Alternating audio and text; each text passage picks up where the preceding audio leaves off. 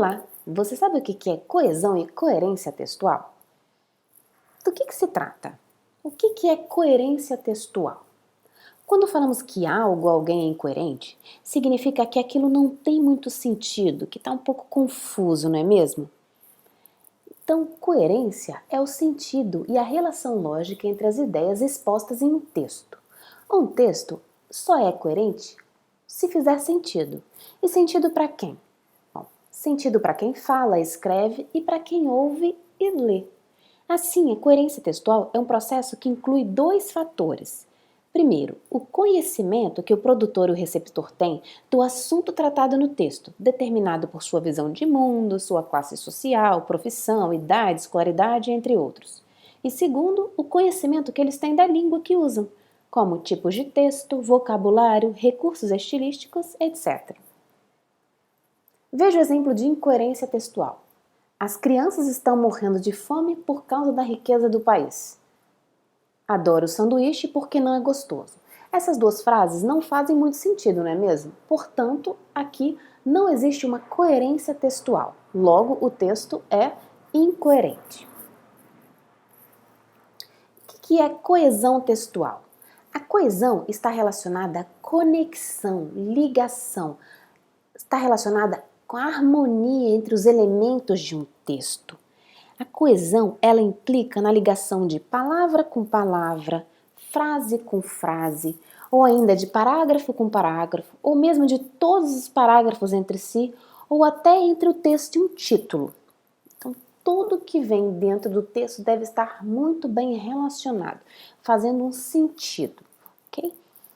Portanto, é interessante observar que existem termos gramaticais que são alvos de atenção, como as conjunções, que seriam os elementos de coesão.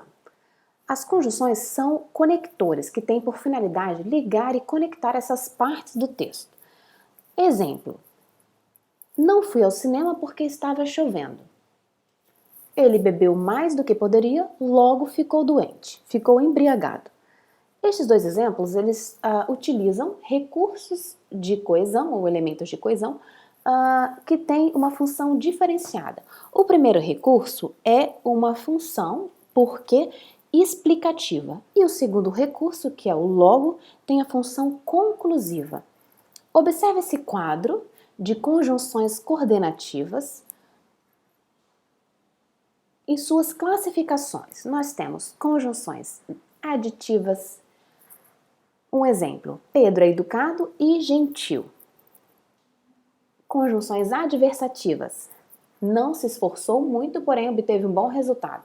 Alternativa: ou você estuda ou trabalha.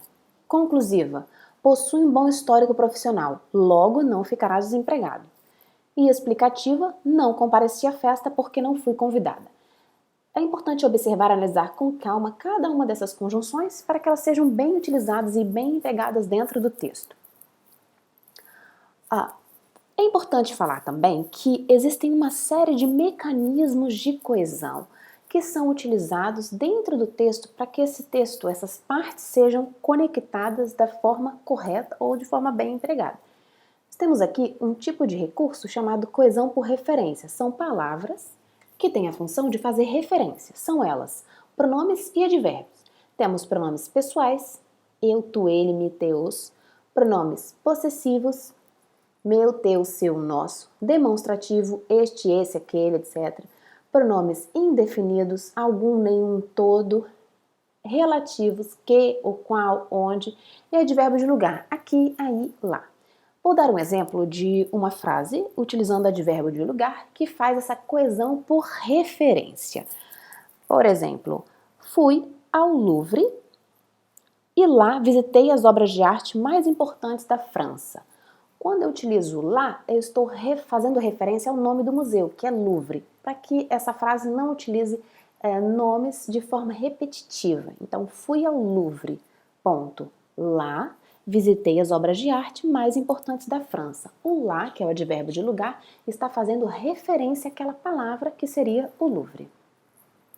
Então, é importante a gente observar que alguns recursos ou mecanismos de coesão, eles têm essa função principal de retomar um termo que foi dito anteriormente. Vou listar aqui alguns recursos utilizados, existem outros, mas nesta aula eu vou citar alguns, que podem ser vistos e observados dentro dos textos. Epíteto é um tipo de recurso que utiliza uma palavra com o objetivo de qualificar pessoa ou coisa. Por exemplo, veja essa frase: Glauber Rocha fez filmes memoráveis. Pena que o cineasta mais famoso do Brasil tenha morrido tão cedo. Para que eu não utilize o nome Glauber Rocha novamente, eu qualifico esse nome, que seria cineasta mais famoso do Brasil. Outro recurso, titulado Palavras ou expressões sinônimas ou quase sinônimas. Os quadros de Van Gogh não tinham valor em sua época. Algumas telas serviram até de porta de galinheiro. Então, telas está fazendo referência aos quadros de Van Gogh. Um próximo mecanismo utilizado, que seria um termo síntese, que é aquele termo que ele tem a função de resumir o que foi dito anteriormente. Veja o exemplo. O país é cheio de entraves burocráticos. É preciso preencher vários papéis e pagar infinidades de taxas. Todas essas limitações prejudicam o importador. Então, limitações é o termo síntese utilizado para fazer referência a todos esses nomes ou esses termos utilizados anteriormente, como entraves burocráticos.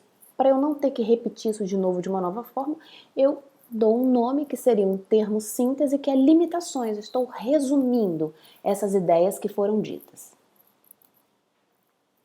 Advérbios pronominais é o exemplo muito parecido com o que eu tinha dado anteriormente. Não podíamos deixar de ir ao Louvre, que é um museu francês. Lá está a obra-prima de Leonardo da Vinci, a Mona Lisa. Então, lá, que é o advérbio pronominal de lugar, está fazendo referência ao museu francês. Elipse. Elipse está relacionada à omissão de vocábulos. O ministro foi o primeiro a chegar. Abriu a sessão das 8 em ponto e fez então seu discurso emocionado.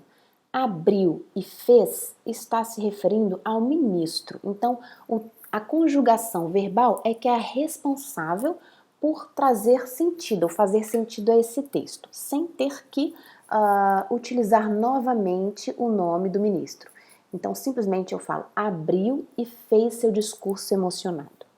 Só com esse termo eu consigo entender que estou me referindo ao ministro. Esse tipo de recurso ou mecanismo de coesão é titulado elipse. E metonímia é a substituição de uma palavra por outra, que tem a mesma equivalência semântica. O governo avaliou os altos índices de inflação. O Planalto diz que a situação é preocupante.